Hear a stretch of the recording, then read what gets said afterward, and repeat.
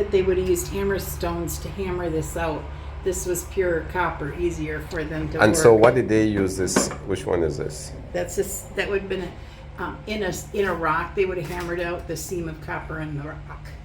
So that's interesting. What is unique about this location? Is there anything geographically? Maybe copper ore is a lot in this area. Well, that's why. Actually, we're here, and all the copper came from the upper. And those hammerstones actually came. You can still find hammerstones like this up in the Keweenaw Peninsula. It's what they use to hammer out the ore from the rocks. And then they heat it up. And cool it and hammer it. This is like the stages they went through to get Oh wow! And then they eventually make tools, decorative items, and weapons, right? Yeah, and then I was reading there about they found an antler in one of the sites. Yes, they did. Yeah. Why was that interesting? Well, it was part of the grave goods. The grave. Oh, okay. And As they were part polished antlers. Yeah. And these are actual hammerstones. This is one somebody did. What is this? Well, this is just a stone that somebody locally tried to prove how they made it, and he actually did this groove with an antler. Oh. Just to prove how they did shape them. Shape those, okay. And they shape them this way. Interesting. Yeah. The next room has pictures from the excavation. Like I said, we couldn't do it today. Can't do any more excavations today. Right, okay. Right. And this talks about the different kinds of burials they had. It was either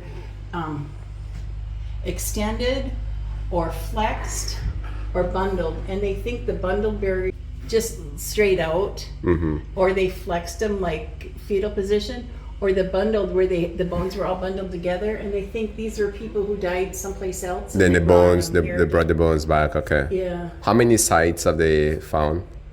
Well, like 20, 22. I don't know exactly how many they found, but I know there were 2 areas that they excavated on this property alone. And this is what it looked like. Yep. And this was in 1952.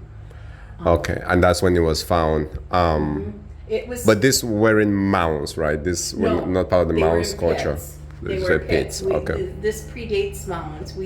One of the signs is Culture Mound State Park, but that's a misnomer because we don't have mounds. We had pits. Pits. Okay. This is one of the most interesting things that I think. A local dentist examined some of the jaw bones, and he said their teeth showed signs of wear because of the fibrous diet, but they didn't have periodontal disease or decay because they didn't have the processed sugars that we have. Okay. They must have had maybe fish, I'm guessing. Yeah. Being on an island at the time. Fish and wild game. And so you said, I'm guessing this is in a museum somewhere now? Well, amateur archaeologists from the area started the excavation, and then some professionals from Milwaukee came, and they spent a summer excavating, and they took the things to the Milwaukee Public Museum. Now, by federal law, they're supposed to be repatriated to Native American tribes, but we don't know if that was done. Okay, all right, Yeah. I get it. Yeah, nobody seems to know where everything is. Where it is, okay. Yeah. Okay. We don't have any grave goods here because that would be against the law. Yeah, understood. Yeah. These 2 sides are the same. This side has this is from Lake Butamore, which is down by Oshkosh, and this is Menominee, Michigan, just across the bridge, just across the border. And so we're close to Michigan, really close? Yeah, we're very close. You're probably. I came from south.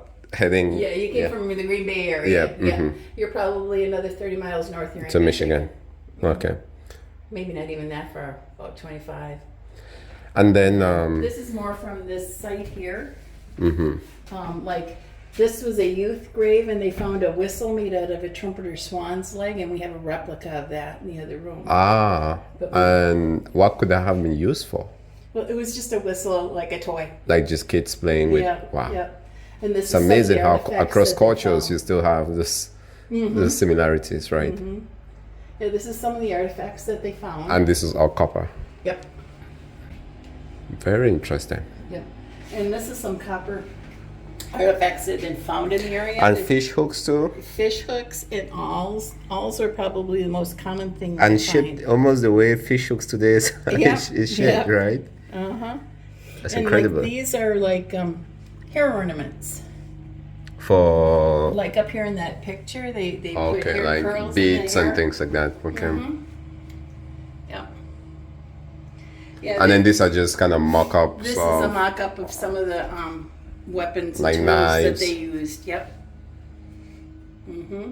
so the first culture for copper civilization known to man, essentially. The oldest piece of copper weaponry that they found, they carbon dated to 8,400 years ago. 8,400 years ago. That's long before what you read in textbooks as the Copper Age and the Yep. Iron Age Well, and before, yeah. They know that they worked metal, and then they kind of backed off of it and went back to stone tools, and they think it's because the copper tools involve so much work that the stone tools were Were more easier. efficient and lasted longer. So then copper became used more for decorative purposes. They reused the copper into decorative items. Yeah.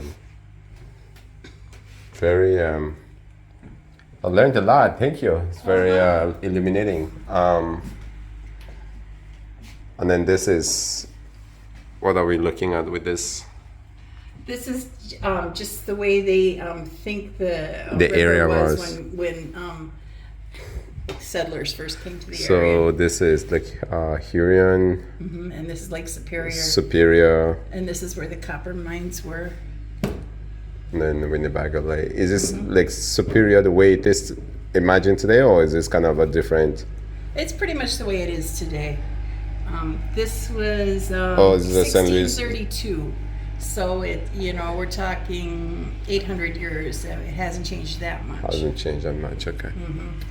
This one's more later natives. Okay, with the stone, the flint. I'm guessing.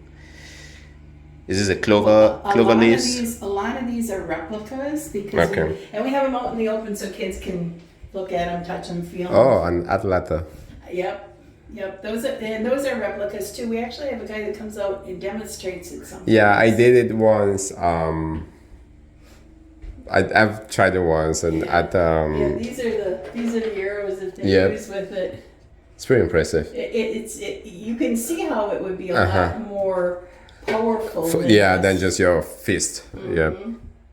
So the Onyoda. So this, if you think about the woodlands, so 800 BC to 1680, and then you have the Mississippians. I'm pretty familiar with the Mississippians, right? Because they did the Mounds. Right.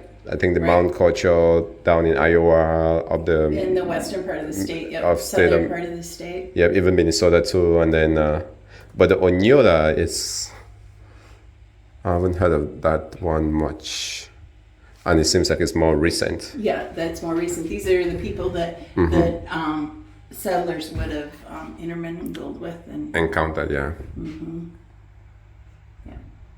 And these are mostly artifacts that have been found from the bay. When the water gets really riled up, things come up on shore, and this is mostly From the items. Green Bay. This is mostly trade items. Yeah, we're right on the bay here.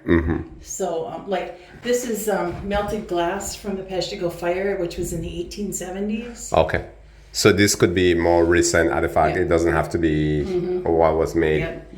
See, all of this pottery is Woodlands era. What The I think woodland is, area is the 800 BC. Okay. yeah, what I find interesting is they can actually date it by the Yeah, pattern. it in looks the- Greek, right? Like you can clearly tell. If, But by the patterns in the pottery, they can date it. Yeah.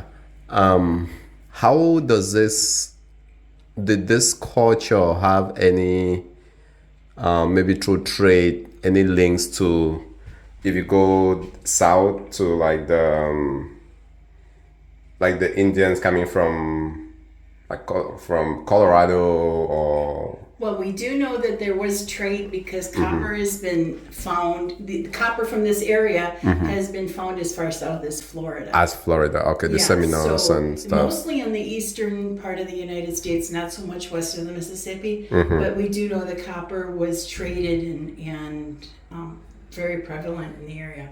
This is just a history of the first commercial sawmill in Wisconsin. This was in Pensacola, about 5 miles south of here. Okay. Now, what about this house? That's the museum. What's the history behind it? A Belgian immigrant lived here.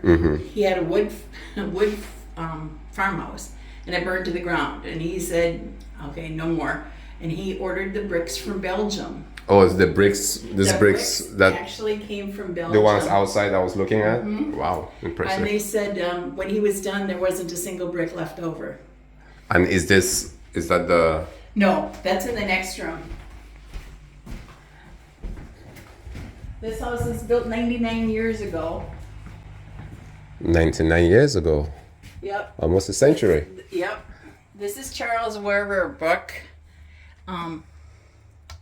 He immigrated from Belgium, and he was a stonemason in Europe before he immigrated here. And he built this house. Now, they only had one daughter, and she didn't have any offspring. This is her up here. She actually conducted tours in here for a while. But eventually, the county got the house back for back taxes. Yeah, and some architecture students came in and spent a summer rehabbing the house. Restoring it, yeah. Yep, and they did a wonderful job. I mean, I love the floors. That's my favorite part. But even like the double fireplace out here, you know, people don't notice that this is a fireplace that heated the kitchen. And this is a fire, and it's double-sided, so it heated the parlor and the bedroom too. So at the time when it worked, you would literally heat both sides? Yep. And then do they have like a basement? It seems like. Yes, there is. He actually poured concrete and did the basement himself. Wow.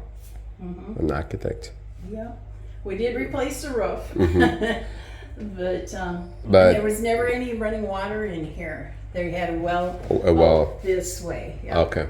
And then is this part now is a state park, but on the plaque there it says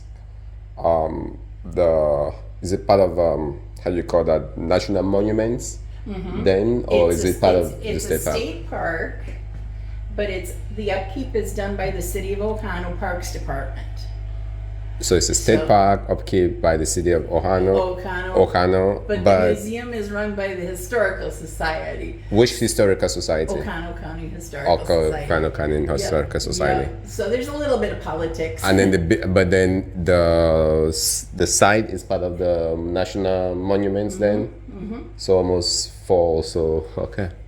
Yeah. Makes we actually have a lot of buildings in this area on the National Historic Register. Because this area was built by lumber barons, and there's a lot of lumber baron mansions down the whole town. Okay, impressive. That's a lot. And then, I like the fireplace is kind of cool. They did block it out so that animals wouldn't come down the chimney. yeah. Yeah, but yeah. All right, I think.